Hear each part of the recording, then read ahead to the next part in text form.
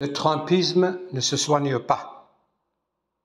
Il ne se soigne pas parce que c'est un tropisme, une nature générant des pensées et des comportements instinctifs. Le tropisme de la plante est de s'orienter naturellement vers le soleil pour capter sa chaleur. Le trumpisme est une orientation instinctive, irrépressible vers l'égocentrisme et le narcissisme pervers. Par exemple, Donald Trump ne peut pas recevoir un chef d'État sans que la rencontre ne tourne au traquenard devant les caméras. Il se débarrasse de ses collaborateurs après leur avoir fait endosser ses propres fautes ou responsabilités avec la dernière cruauté. C'est inné, gratuit, comme s'il ne peut s'en empêcher.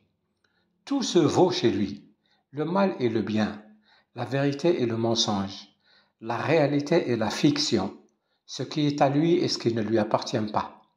On ne sait jamais quel Trump croire, car il y en a une infinité.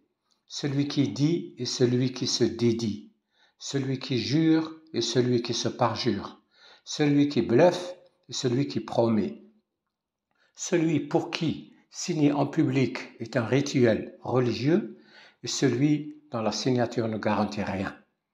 Quand Trump se trompe, ce qui lui arrive au rythme d'une tromperie sur deux, il recule quand il ne peut pas faire autrement, ainsi qu'on l'a vu dans le feuilleton des taxes douanières.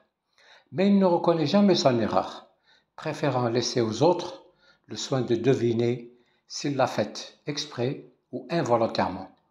Il ne cherche pas à s'amender, l'idée de s'excuser étant étrangère à sa nature. Il crée une diversion et lance une nouvelle tromperie pour faire oublier la tromperie qui n'a pas marché. Il est un maquis de contradictions, une bobine de fils de différentes couleurs, un registre d'humeur. Il n'est pas homme à aller à Canossa, sauf s'il y est mené au bout d'une laisse. On s'étonne qu'un personnage aussi haut en couleur, à l'aise dans toutes les postures, tous les rôles, n'ait pas intéressé Hollywood. On lui a à peine concédé quelques apparitions à la façon d'Hitchcock. Cet homme qui s'est engagé à rendre grande l'Amérique, comme elle ne l'a jamais été auparavant, l'a rendue si petite qu'un membre de son équipe qu'il vient de licencier s'est permis de penser à voix haute qu'il allait le faire destituer sans aucun égard pour les institutions américaines, la volonté populaire ou les prérogatives du Sénat, en comptant sur une seule chose, l'argent. Elon Musk ne peut pas destituer Trump. Il pourrait même se retrouver en prison rien que pour avoir proféré cette menace. Les Américains ne l'aiment pas, en dehors d'un sentiment partagé entre l'admiration pour son inventivité et le dégoût que leur inspirent ses pitreries.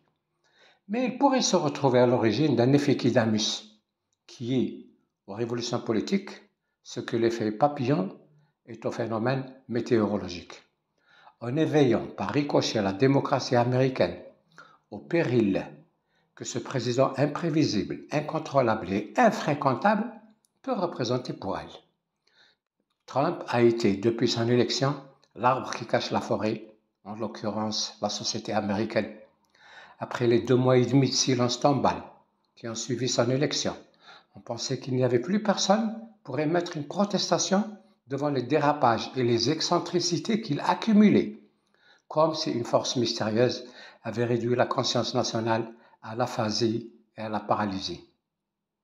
Mais voilà qu'un bon matin, elle se réveille spontanément, partout et par milliers, pour scander au visage de Trump et de Musk « Hands off !» bas les pattes. Elon Musk contre Donald Trump. Une affiche de combat qui ne ressemble à aucune autre dans l'histoire politique américaine, où on n'a jamais vu deux fous monter sur un ring pour démontrer qui des deux avait raison. Une raison qui fait défaut aux deux. Si Trump sort ragaillardi de ce combat, comme à l'accoutumée, d'autres combats l'attendent, et ce jusqu'à ce qu'il ait raison de l'Amérique ou elle de lui.